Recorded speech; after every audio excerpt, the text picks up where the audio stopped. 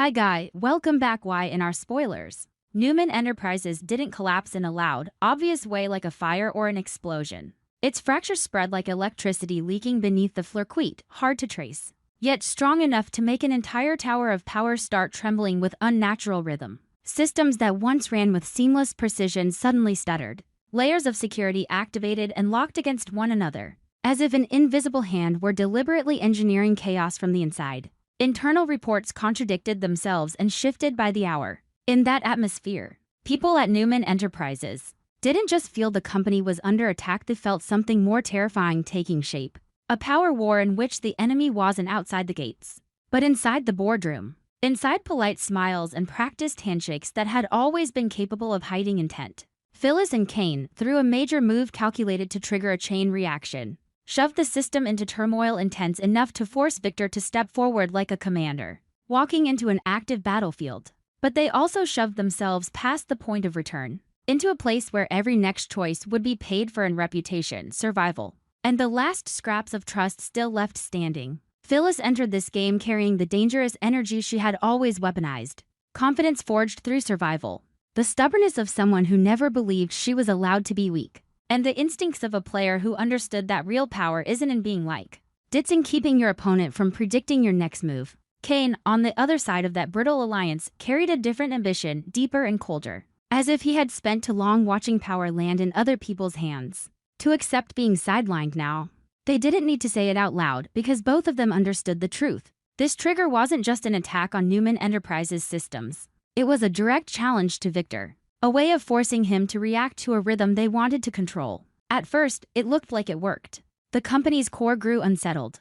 Technical teams were stretched thin. Emergency calls stacked on top of one another. Unscheduled meetings fell like rain. And Victor, guided by the instincts of a man who had survived too long in the same war, recognized immediately that this wasn't an accident.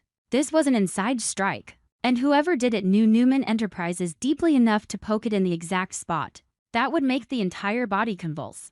Victor didn't respond with panic. He responded with a kind of dangerous silence, the sort that frightens people more than shouting ever could. He summoned Cane and Phyllis to his office, not as a boss asking for explanations, but as a judge assembling a tribunal. Victor's office always carried a weight, everything placed precisely, like chess pieces already arranged, lighting that never felt warm, air that smelled of long-held authority, the kind that doesn't need to show off because it's embedded in the way people breathe.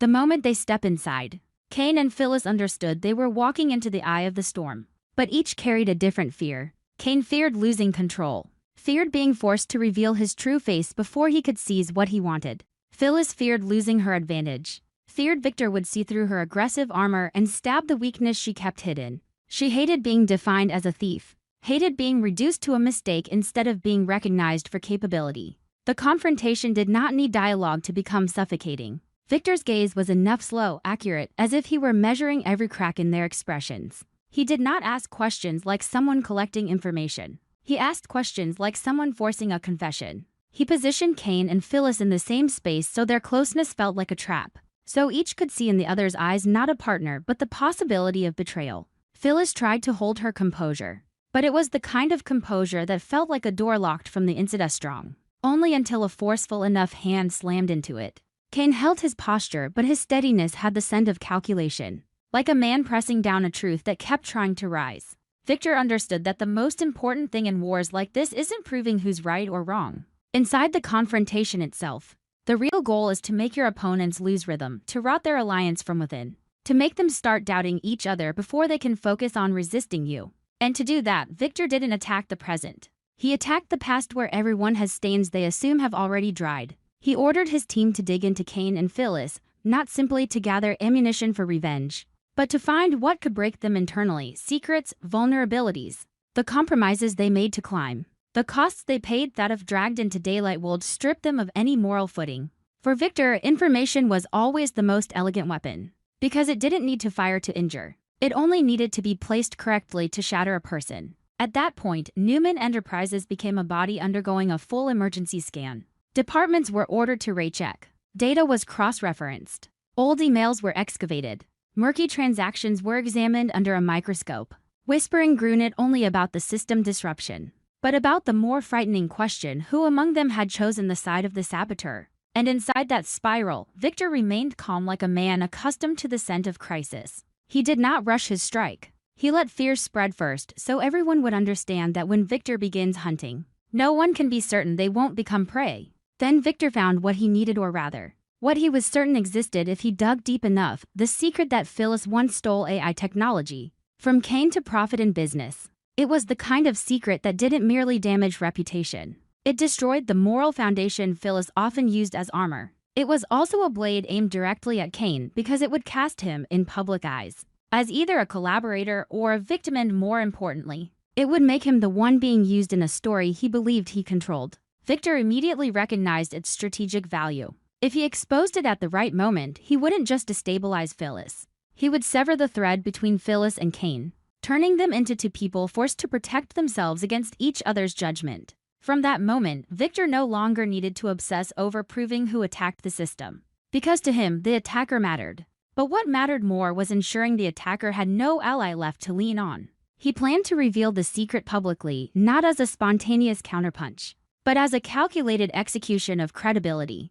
A press conference was prepared with cold speed. Newman's media team assembled it like a stage: lighting, microphones, backdrop. Every sentence weighed to be heavy enough, clean enough, explosive enough. And while the public still speculated about how the company would fix its system crisis, Victor decided to reshape the entire narrative into a public trial of loyalty and betrayal. Phyllis wasn't naive. She felt the tempo changing around her, sensed the warmth of familiar faces turning cautious. Small signals stacked into something chilling, calls not returned, meetings postponed without explanation, emails arriving later than they should, and the sense that the air itself was rearranging to prepare for a storm with her name on it. But Phyllis carried a weakness of her own. She often believed she could bend reality through sheer boldness. She believed that if she stood tall, stared straight ahead, denied hard enough, the truth would warp to fit her will. And in that belief, she missed one critical fact: Victor doesn't play at bending reality. He rebuilds reality using evidence and public perception. Cane, meanwhile, maintained the posture of an ally. But inside him a fracture began forming he hadn't yet named. He partnered with Phyllis for advantage, for ambition, for the belief that together they could land a blow big enough to change the game and step out from Victor's shadow. But deep down, Cane always had a limit when it came to humiliation. He could accept risk. He could accept dirty tactics. But he did not want to become the man who was fooled inside his own war. If Cane had a dangerous edge, it wasn't only his ambition, it was his pride. The pride that refused to bow. And that AI secret, if Victor truly held it, would be a slap across that pride, turning Cane into someone used in front of the world. The press conference struck like a blade drawn silently, then suddenly driven down. Victor appeared with the composure of a man who didn't need to explain much, because he knew every camera was pointed at him. He didn't need to shout to prove power, he only needed to deliver the right information. The right evidence at the right time. When he unveiled proof of Phyllis's AI theft, the atmosphere changed instantly. This was no longer a press event about system disruption. It became an indictment. Each detail landed with brutal precision enough to make any denial look like meaningless thrashing. Phyllis was stunned in the truest sense. Not because she had never faced scandal, but because she recognized the kind of evidence Victor presented wasn't speculation. It was prepared to crush. She tried to deny what she could, to defend herself as instinct demanded. But even that defense turned fragile when every exit was sealed by documentation. And the worst part wasn't the lights or the cameras. It was the sensation of being stripped in front of the public. The realization that all her efforts to craft herself as a relentless survivor were being replaced by a single humiliating label: thief. Cane stood there, and in that moment it felt as if the room looked at him differently. If Phyllis was the thief, then what was Cane? An accomplice or a victim? And if he was cast as a victim, could he endure being shoved into weakness in public view? The bitterness of betrayal surged inside him without needing words. It showed in the way his body stiffened, in the sudden sharpness of his stare, in the heavy restraint of someone forcing himself not to explode in front of cameras. But inside, Cane began interrogating Phyllis with all the fury of a man realizing he may have trusted the wrong person. He replayed every choice to cooperate, every moment he compromised, every time he believed Phyllis was an equal partner. Now the memory was stained with suspicion. Had he ever been anything more than a rung on her ladder? The scandal detonated across public opinion not only because it involved technology and AI, but because it exposed the rot inside an alliance many already distrusted. The public didn't only see theft, they saw a story of greed and manipulation. Headlines multiplied. Commentary spread.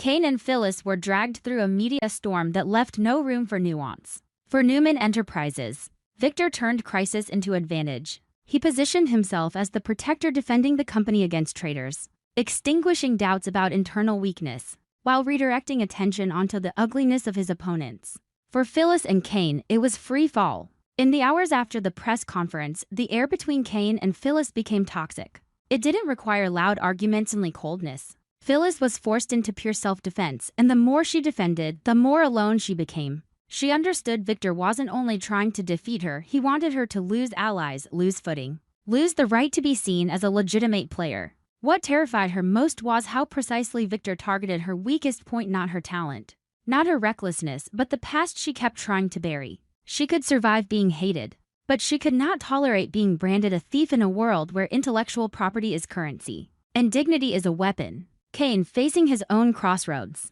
began reassessing every future decision no longer as temporary doubt, but as an internal audit. He revisited his original goal, the reason he aligned with Phyllis, the belief that together they could strike hard enough to rewrite the board. Now he had to face a humiliating question: had he ever truly controlled that alliance?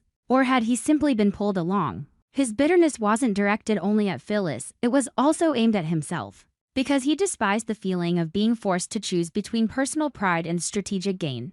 The alliance between Cane and Phyllis didn't break in a single instant. It broke through a chain of fractures, like glass splitting once struck at the right point. Trust turned into suspicion. Calculation turned into defense. Any explanations, if they existed, became useless because the public had already decided the story it wanted to believe. Phyllis felt shoved into a corner, and her survival instinct transformed into pure vengeance. She swore to retaliate against Victor not only because she'd been humiliated, but because she understood that if she didn't strike back, she would be nailed permanently into the role of the defeated.